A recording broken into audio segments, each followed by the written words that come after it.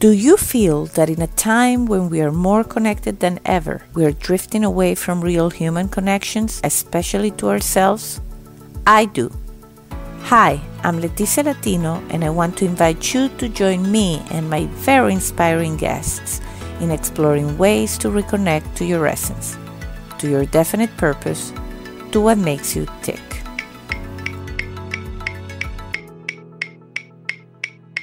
Are you ready?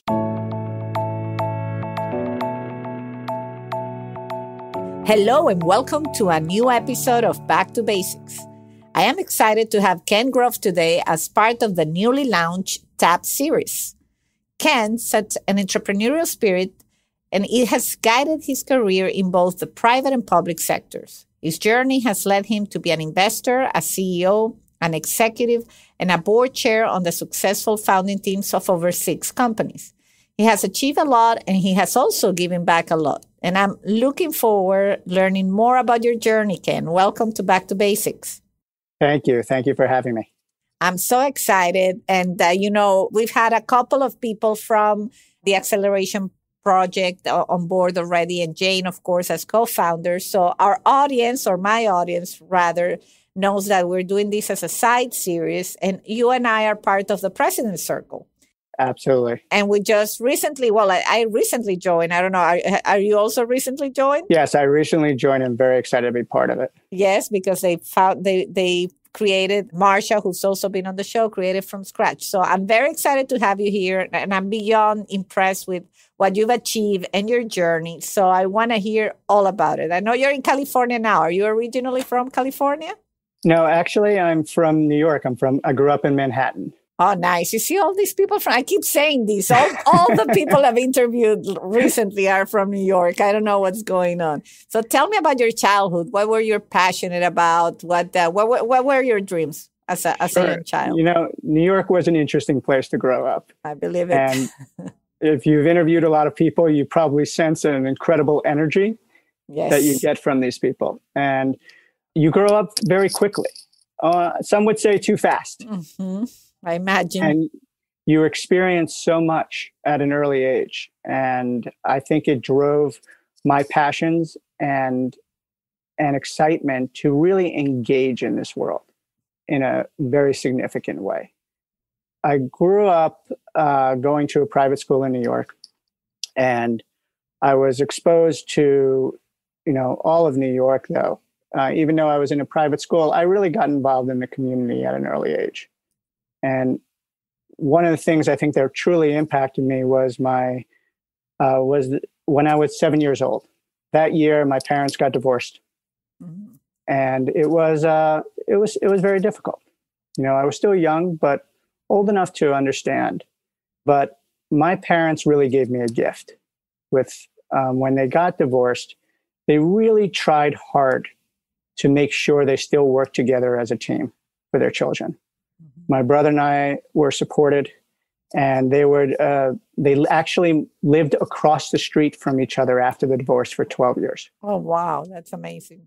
And made an effort to attend functions together, family functions, birthday parties, and really tried hard to support us together. And it showed me early on, what a team can do, and that you can't work alone in a vacuum. That you really have to be partners. Wow, that's powerful. That is powerful. Yeah, it was really important for me. And then that same year, I was actually in a car accident. Oh my God! Probably about 4 or 5 months after the divorce.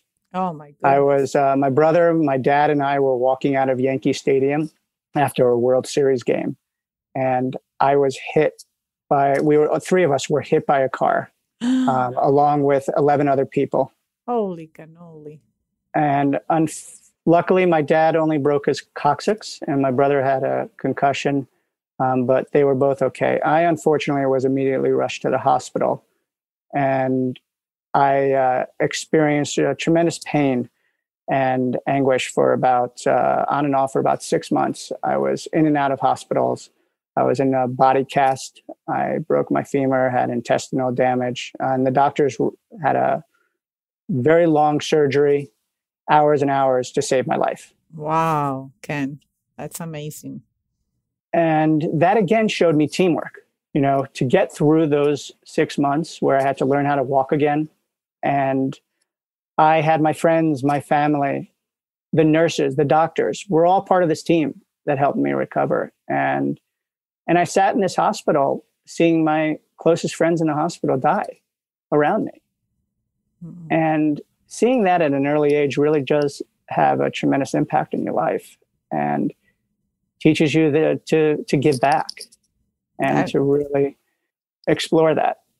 Wow, that is a very powerful story, and honestly, it's amazing because I was saying in a different episode, when you talk to people and you see them, they have upbeat energy, and that's what I've gotten from you. When I've seen you in the meetings we've had, and it boils down to everybody has a painful story at some point. Like nobody, it's absolutely. And then it's your decision on how you deal with it. And this is the first time, to be honest, that I hear your view, like that view on teamwork, after a divorce and then again in the hospital. And it's powerful. I really like that mindset.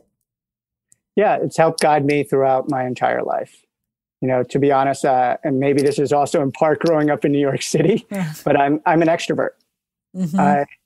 I get my energy from people. I learn from people. I want to hear how they think. And my job is really in life to synthesize everything around me to create a better world.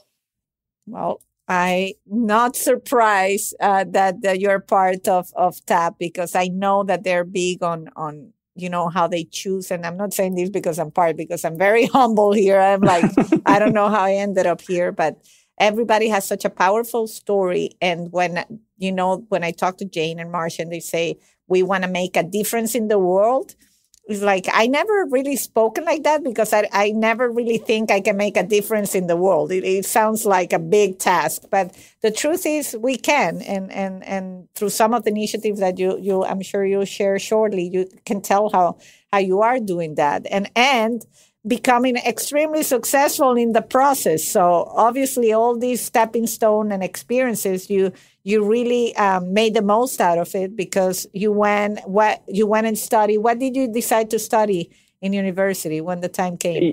Yeah, I actually ended up studying psychology. Wow, that's interesting. I thought I was going to be a psychiatrist. And then? Well, I quickly realized that I hate the sight of blood. And maybe it was because I had literally hundreds of needles poked at me at an early age and my experiences in the hospital, but I couldn't go through medical school. I see. But it guided me to help me understand people. Mm-hmm. And I think it's a wonderful degree for that purpose. And I think if you can understand people, you'll be able to really accomplish so much more in this world, in any field. I totally agree with you. And it's powerful because, and I've said it so many times that anybody that listens to me regularly say, oh, here she goes again. But part of why I created this podcast was because of that. Because like you, I enjoy talking to people and I enjoy understanding what they're going through and being there for them if I can, and just, listening and be helpful and connecting. And that really has been the main purpose. And it's a very powerful thing. Once you live your life like that, there's no way you can go back and live in it like maybe when I was fully in the corporate world and going through the motions. And once I stop and realize, then it's just, you cannot go back. Yep, I agree completely.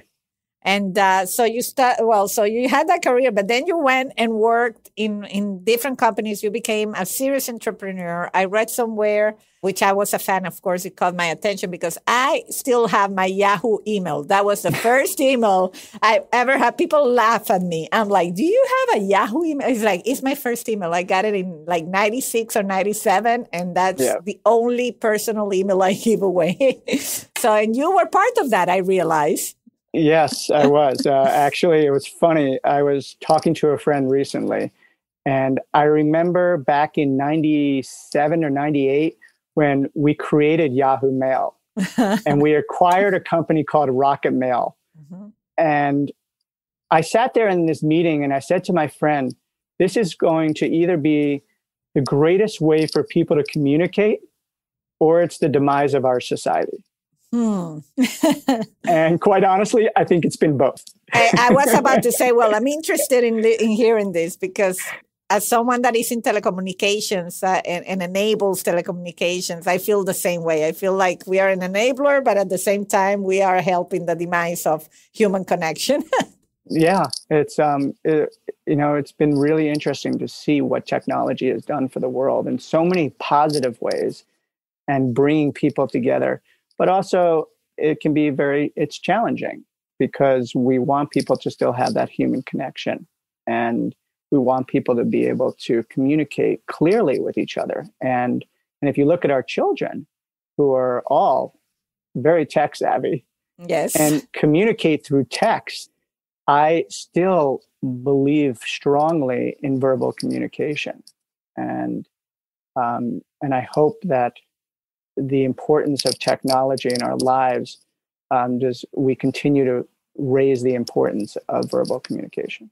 I couldn't agree more. And I have, people sometimes make fun of me because my 10-year-old, it's a little actor, right? And I mean, he has a personality. And so I got him into acting classes very early. And people think because I want to be like the mom that has an acting kid, and nothing is further from the truth. I actually enjoy the fact that he likes to talk. And those classes kind of nurture the talking out loud, the looking at the camera, that I say, no matter what he chooses to do in life, if he has to give a speech at work or a university, he's going to have some tools just because of those lessons. Not as much as he's going to be famous. There's not that many things these days that we can give our kids to nurture those, communication skills and just speaking up in a way. Absolutely. And I would say, though, the idea that we can truly build community with technology has been phenomenal. And I think the sharing of ideas and sharing of desires can enable us to really learn from each other and grow and enjoy life more at the same time.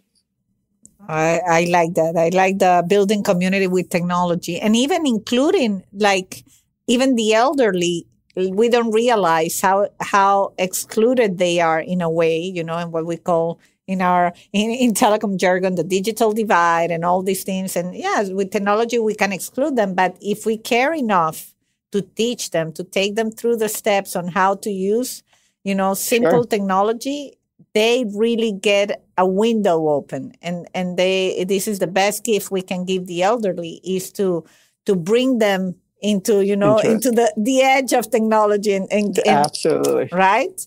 My 97-year-old grandmother just turned 97 2 days ago. Oh, congratulations! She lives near you in Florida. Oh, great! She was alone during this pandemic, and it was really challenging. And we pushed her over the years to learn about email. She resisted. To learn about text, resisted. But we were able to get her to FaceTime. And FaceTime and communication has allowed her to participate in family events via Zoom. And it's been really phenomenal for her. So I agree. We need to bring them along and help them understand how technology can improve their lives and bring them closer to their friends and family. Absolutely. And I've said it on the show before, but I'll say it again. I take the PSA opportunity. If you have an elderly in your life, just take the time that is not connected. Just put, 3 icons on their device. It doesn't have to be complicated. And really, it will change their lives and yours too, because I'm enjoying my chats with my aunts in Sicily. I used to call them maybe once a month, but now one of them became widowed during this time, and she's alone at home. So now I made it my purpose. Every weekend I call her and we chat, and it's just so great. So I totally agree with you. So tell me more about the journey. I mean, I know you're a very successful business person, entrepreneur. Anything you want to share about that particular journey? Any learning points? Anything on that front you care to share? Well, I think journey is an important word, and it's been a journey. And, early on, everything to me in life is about impact and passion. You have to be passionate about what you're doing, or else you will not be successful. People feel that passion. You feel the passion. I need to be able to wake up every morning, look at myself in the mirror and say, I'm leaving my children, I'm leaving my wife today to do something that I'm passionate about. And that has to exist for you to do what you want to do in life. So my journey, though, has taken me from nonprofits in the public sector to the private sector. And quite honestly, when I graduated from college, I thought I was going to be a nonprofit executive, and that's it.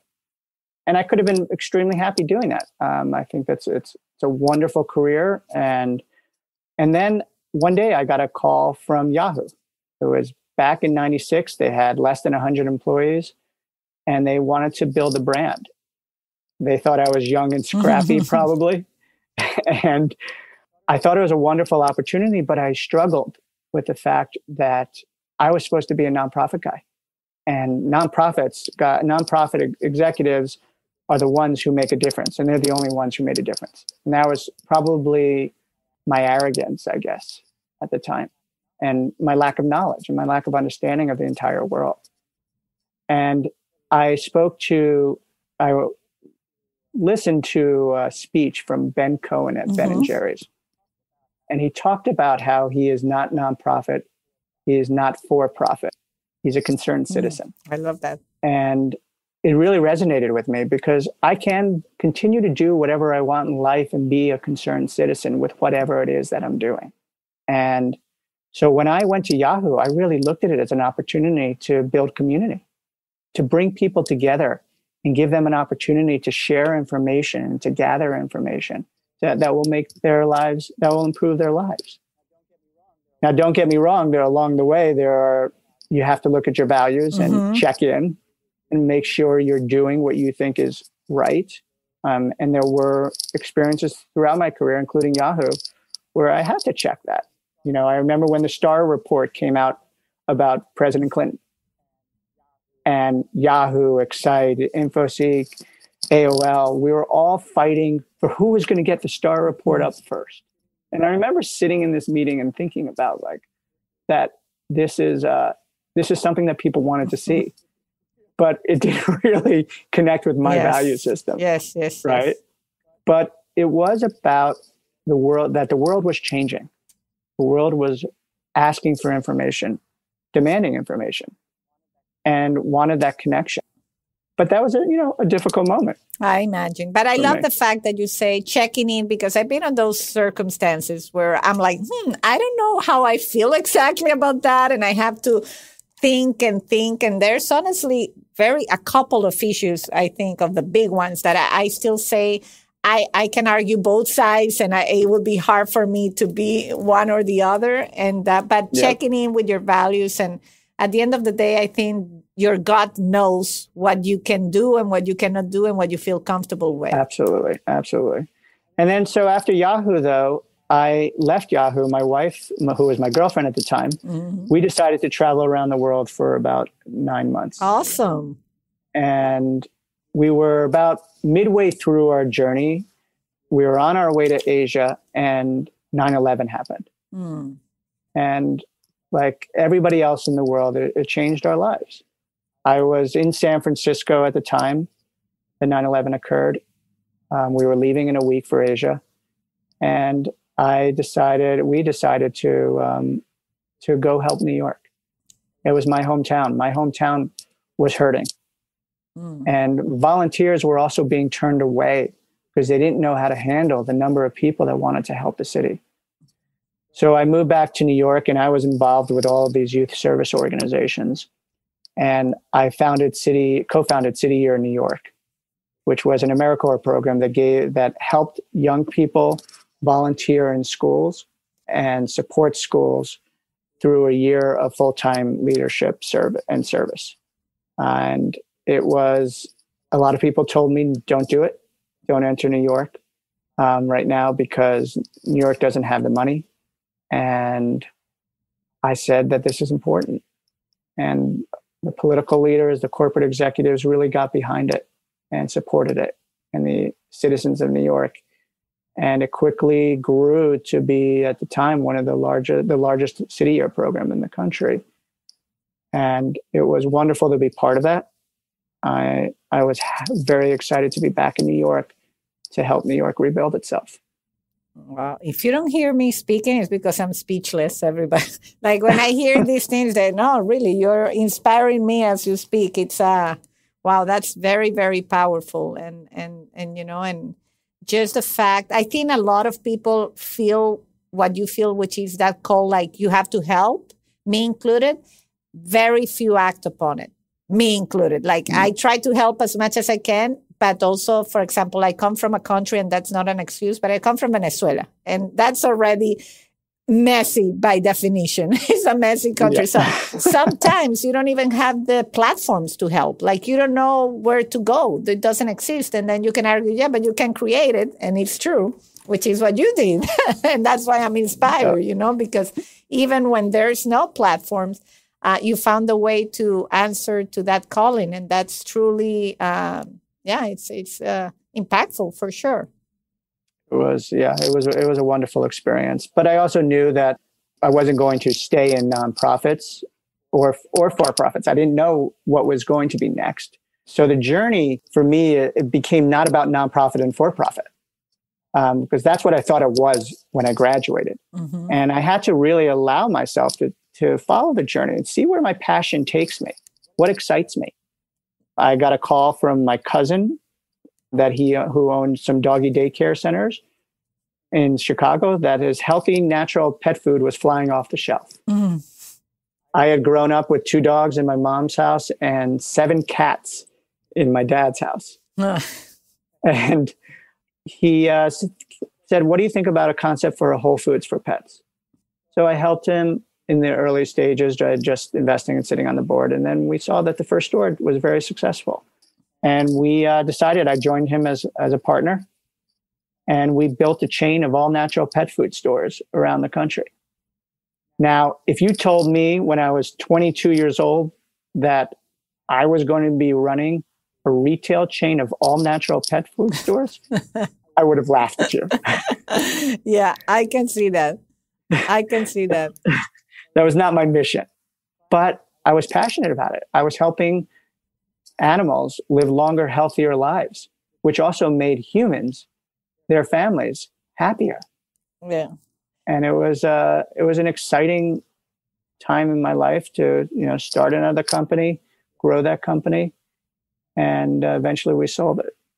Oh, and that's why we started this series, because I knew this was gonna be inspirational conversations with anybody that's on the same mission to help, underserved businesses, which we'll get to. But the follow your passion is so powerful, because I think that we get the labels very early on in our lives about what we're going to see. And you were ready to shed those labels. Like you wanted to go and study psychology. And then when the time came and you said you have to come to terms that this is not what I like, and you change it. Some people get so stuck into the vision that they don't do that. And I think that's where the disconnection between the passion and what I call what makes them tick and their lives, go completely separate ways. Yeah, absolutely. And you have to adapt, right? But don't get me wrong. I had to learn as a young person. When I was in college and I'm at Cornell, I found ways to get whatever I want accomplished on that campus. If I wanted a speaker to come and it would cost $5,000 to have that speaker come, I found a way to find the money on the campus to make that happen. If I wanted to start a group on the campus, I found a way. If I wanted to start a nonprofit my senior year in college, I found that way. But when I graduated, I moved to DC, and Clinton had just come into office, and the idealism was in full fire. And I had started this nonprofit at Cornell, Students for Children, which was a child advocacy group, teaching young people about how to get involved on public policy for children. And I was interning at another organization called the Child Welfare League. And I wanted to take my Students for Children program and bring it nationwide. And we started expanding it to other college campuses. And the Child Welfare League gave me an opportunity where they said, we will take in your program. You'll be part of our organization. We'll help you expand. And you'll work for us. Well, my 22-year-old arrogant brain said no, because I want you to give me office space. I want you to help me fundraise, but we're going to be an independent 501c3 organization, and you'll support us. They, of course, said no. And because of that arrogance, they basically kicked me out the door. Well, but then you kept going. I kept going, but you learn from that lesson. It was crushing. Yeah, absolutely. And you have to realize that you don't control the world. You might be inspired and passionate, but you gotta work with others. And if you want to be a true leader, you have to take people along the journey with you and accept their help and learn from what they can offer you. I love them. And that's been a guiding light for me, where I talked about earlier that I'm an extrovert, but I spend every day, I make sure that I learn something from somebody. And as I said before, I can then take all these ideas, synthesize them, and come up with whatever concept or next step it's going to be on my journey. That's great. And is there a next step right now that you want to talk about before? Well, I actually am. After selling the company, I was investing in different companies. I have investments in beverage companies such as Tea Riot and Lemon Perfect. I'm also an investor in some restaurants like Blaze Pizza, Tender Greens, some e-commerce apparel, Mack Weldon. And part of that journey was I wanted to advise different companies and sit on boards. But what I realized was that when I advise companies and I just sit on boards, I'm actually not having a significant impact for me personally. It works for others, and that's great. But for me, I needed to get back to my entrepreneurial roots where I'm working day to day on a new concept. So unfortunately, I can't talk about it right now. No, I'm sure it's going to be great. I'm sure. But I'm awesome. excited to take this next step in my journey. Awesome. And you're a young guy, so I can definitely, I say advising others definitely sounds like great, which you're doing through other avenues. But also, it's just exciting to see where the next chapter is and the next challenge. And it sounds, I'm sure you're going to be extremely successful. And the one initiative that I think we're both very excited about, it's the Acceleration Project, and we've shared it here. But basically, I'm creating this space to talk to people like you, which have these super inspirational stories, and we're also going to showcase the stories of the people, the CEO, the small business owners that we will be helping, and that TAP is already helping. TAP has been helping people already for years, and so we are going to be helping to see how we can reach more underserved businesses and help the local economies and channeling talent into it. So, is there anything related to the TAP initiative that you want to share?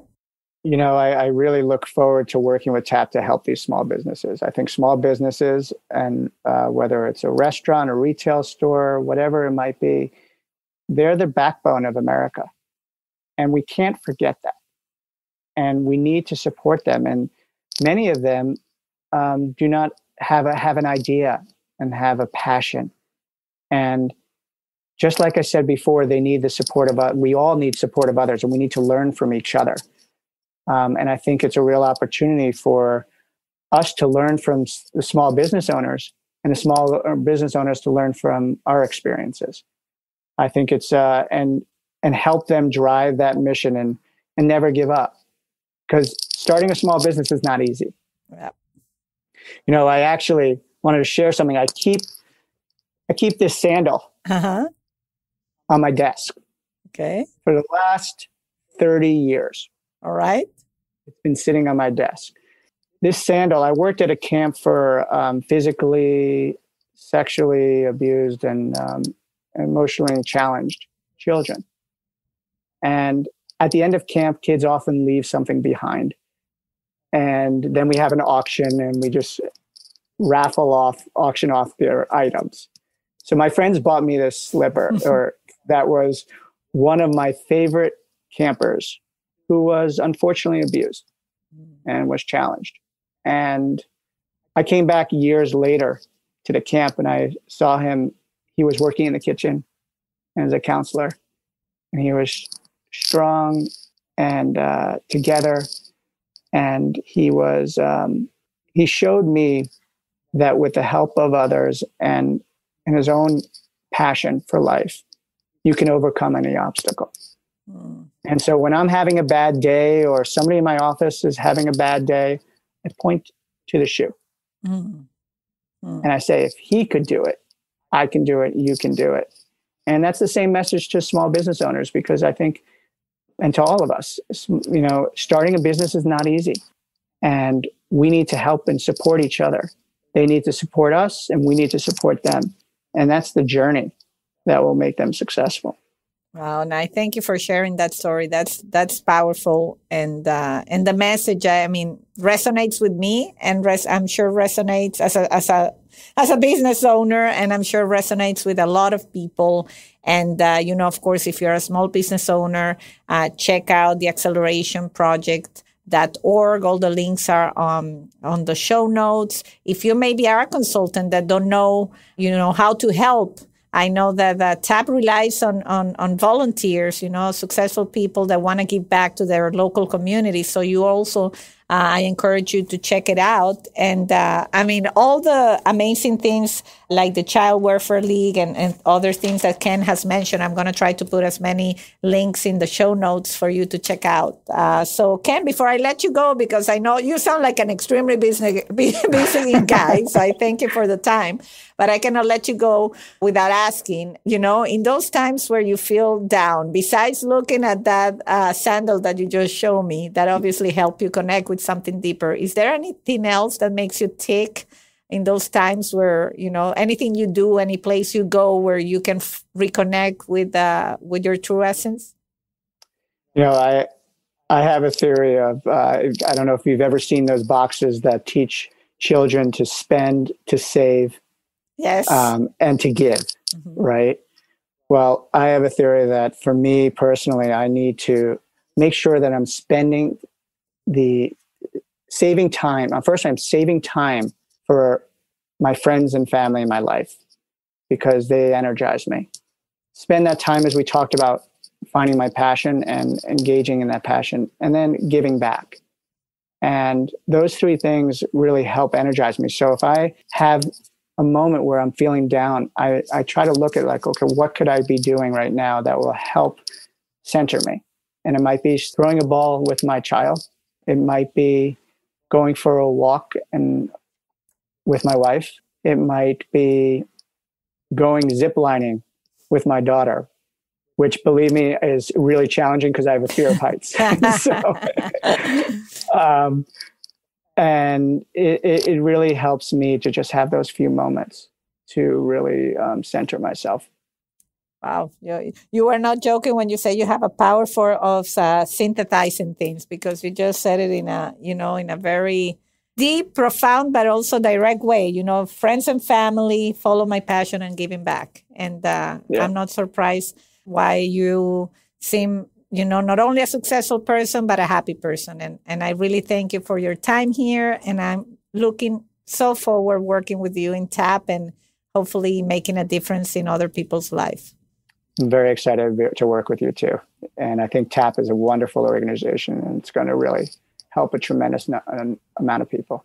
Well, thank you so much, Ken, and best of luck. And thanks for being here in Back to Basics. Thank you. Thank you for having me. And until the next time.